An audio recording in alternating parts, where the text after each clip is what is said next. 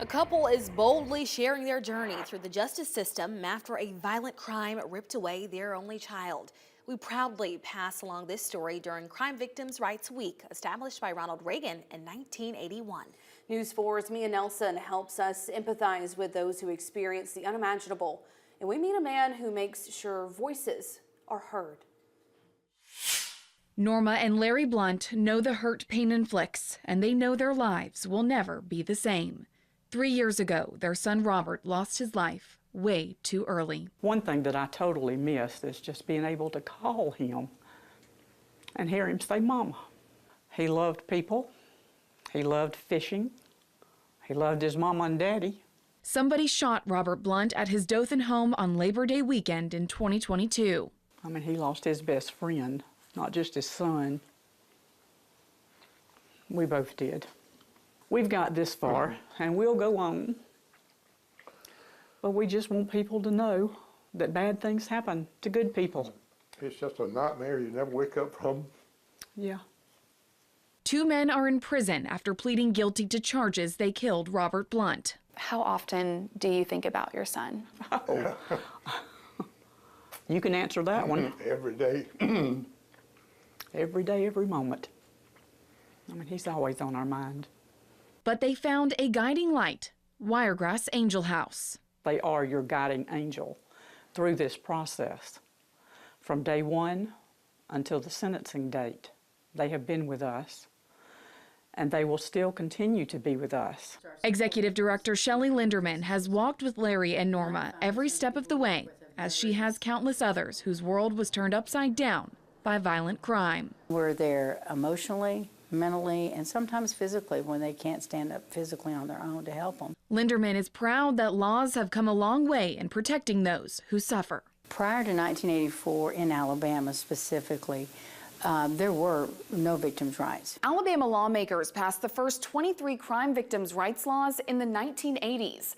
One of them allowed victims and their families to be in the courtroom during trial. Another bill made it mandatory that state officials notify families of upcoming parole hearings.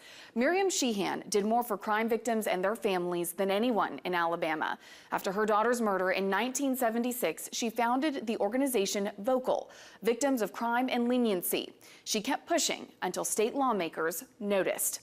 Also in the 1980s, the Alabama Crime Victims Compensation Commission became a state agency.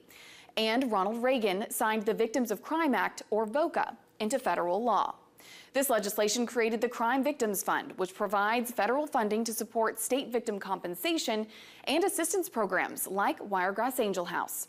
And in the 1990s, Alabama lawmakers passed the Crime Victims Bill of Rights. Victims now feel like they're part of the process. Another advocate is Attorney General Steve Marshall. I think Alabama's been a leader in some of the changes that we've seen. We've come a long way, but yet I think collectively as a nation and still in the state, we need to make sure that we're listening to victims' voices.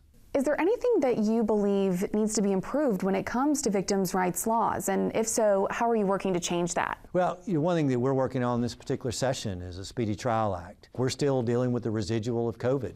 When a court system was shut down for many months, it didn't shut down violent crime, but yet we're still trying to be able to catch up. And so being able to advance laws like that, I think, give an additional tool to be able to help victims get the justice that they so are richly entitled to.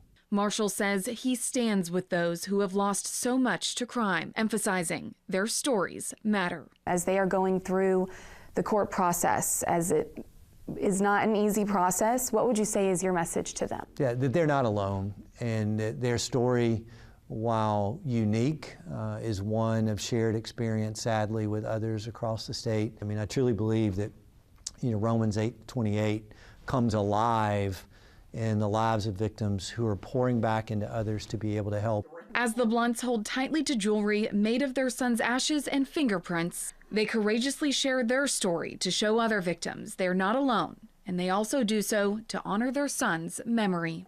We just want people to remember our son for the good man that he was, and that we want his legacy to live on. I'm Mia Nelson, your hometown news leader. Legacy carries on with a memorial bass tournament honoring Robert Blunt and benefiting the Wiregrass Angel House in May. Our full interview with Attorney General Marshall is on WTVY.com and the News 4 app. One more note, Miriam Sheehan and the woman who pushed for laws after her daughter's murder died last year. To the end, she continued her crusade.